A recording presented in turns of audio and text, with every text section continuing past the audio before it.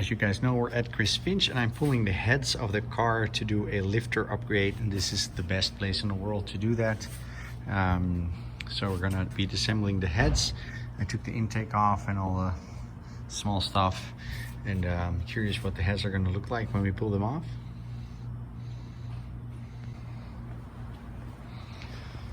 So I got all the stuff loose surrounding the heads, plugs out, headers are loose, power steering stuff is loose and held to the side, so it's nice. So I'm really happy that we tilted the radiator, because now there's a lot of room to do activities like this, pull the heads off, so seems to be working out well.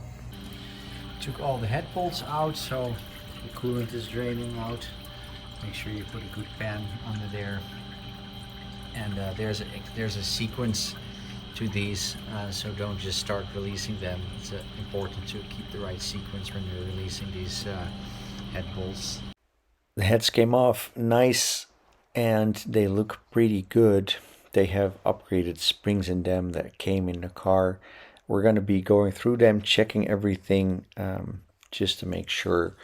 And once they're off the car anyways, they need to be machined, and Just Racing machines heads to a super high standard. So we just want to check everything out, do the lifters obviously, check all the valves and see what's going on over here, and then put everything back together with GM Performance gaskets.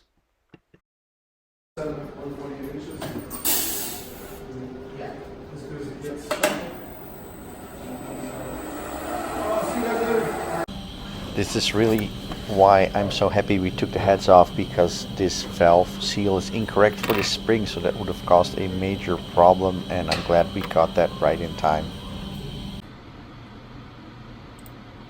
Is any of my stuff translated? Does mine have a turning upgrade? No, the rocker doesn't. Obviously a good time to hot tank all the parts that I took off the motor, and they're gonna be nice and clean after this. I worked with a lot of machine shops, but these guys really take the cake. The roughness of a cylinder head is expressed in RA, and 50 RA is what's considered the minimum quality for a performance motor.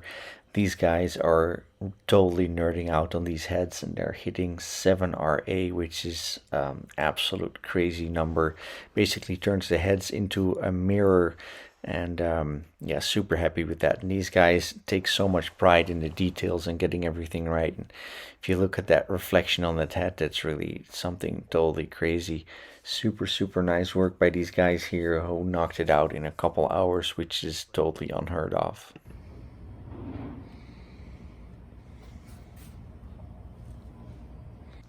We choose to run Johnson lifters made in America. They are link bar lifters, and they're capable of doing a lot more RPM than the stock lifters. That's what they look like installed, with the bars facing up. And for the head gasket, we're taking a GM Performance head gasket.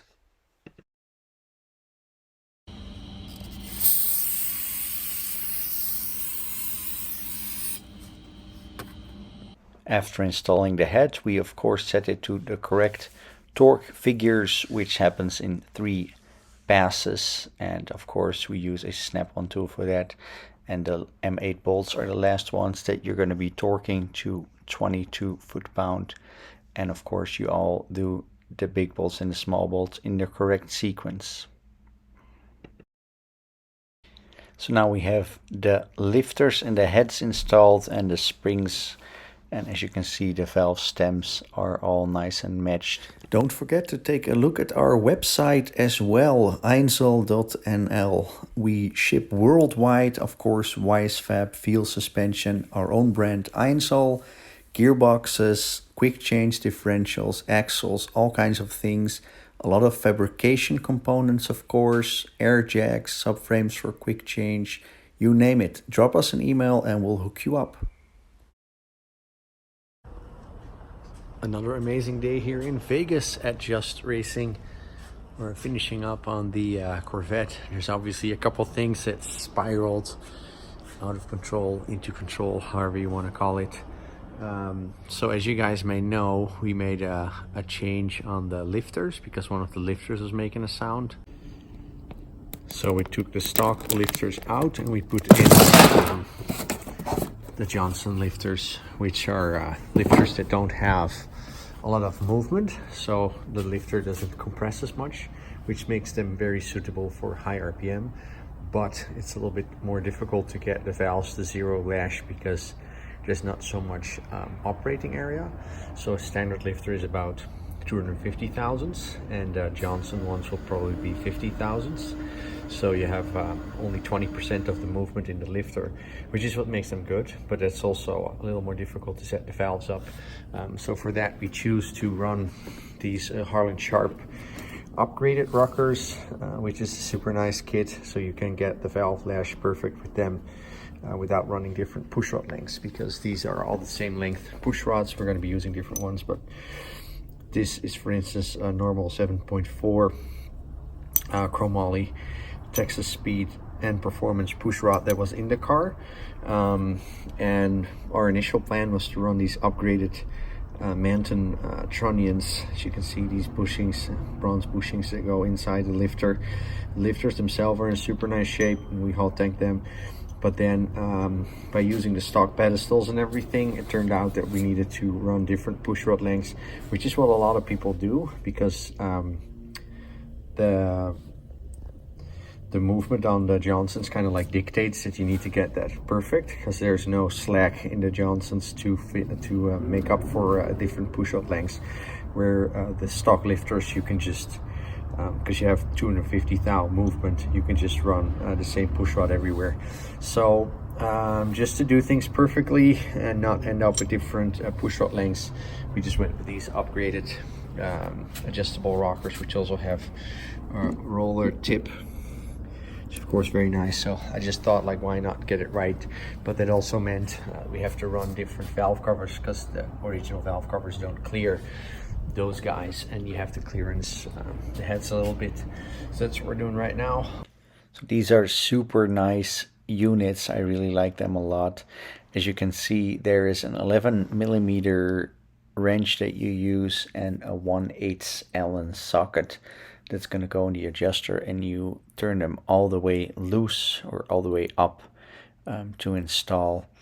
Make sure that you clean everything, obviously, and as you can see over there in the middle, there's a bar that links them together, which gives them really nice stability. One thing you need to check is the pedestal height, and there's various shims for that, and I'll show you guys why that is, because you got to check the contact of the valve stem, and that has to be exactly in the middle. So you use a Sharpie to blacken that out, and then you run the rocker on there to see exactly if it touches in the middle of the valve, so you don't ride the side of the valve. Also fitting a steam port kit, which really isn't as easy as it seems with the fast 102 intake. As you can see, the fast is super close to the water pump. We somehow need to fit these guys under here, which is no way that's going to happen. So the standard Earl's steam port kit is not very likely to work with a fast 102 intake.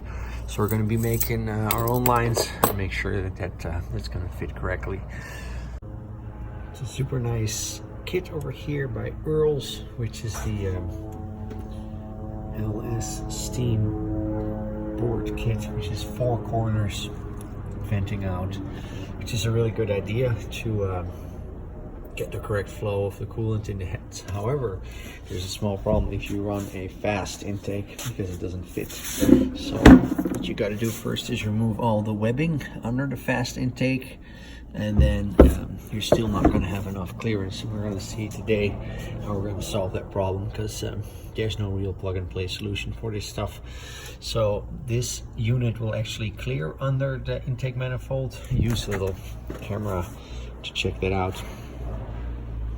And so this is going to clear it. The problem is mostly in the lines over here and over there, and that's a really big problem, because that line can only face that way as opposed to that direction where it should be facing.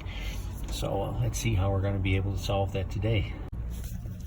So the first thing we do is identify the problem. So I put this on the spot over here and I taped it down, and the reason for that is because we want to see what's causing the problem. So I installed the lines to locate it, and then I'm going to remove the lines and see which lines we could potentially fit with the intake and which we don't. So let's first put on the intake with just this thing in the location it should be and no lines at all, and see what we're up against. We put the intake on, and as you can see, the intake is kind of working this way. Hits the head all the way around. So we can say that there's no problem with the little spider, as I like to call it, like the little divider port that's fitting under the intake, so that should work. So your problem is not from there, and the problem is going to be from the lines. And as you can see, we have a little space over here to put the line through, right there in that little hole. It is a little hard to tell, but like that corridor over there, that's basically the only way you could snake out that line where I made that little white dot. And your intake is already so close to the water pump over there. In the rear, it kind of seems to work. It's so hard to show you guys this stuff. Still not very easy to get under there, but in the rear is not going to be the majority of the problems. The problem's going to be in the front, because we also got to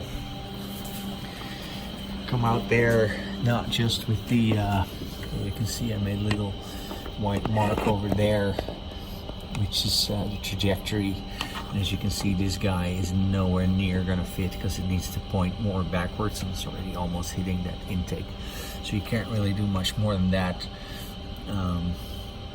Yeah, so that's how that guy might possibly fit. So what did we learn? We learned that this is the only trajectory on that side of the throttle body, and that's the trajectory that we're going to be using for the other side. This thing is also a problem, because it needs to come out here in order to tie into the rest of the system. So got to find a way to make that work as well.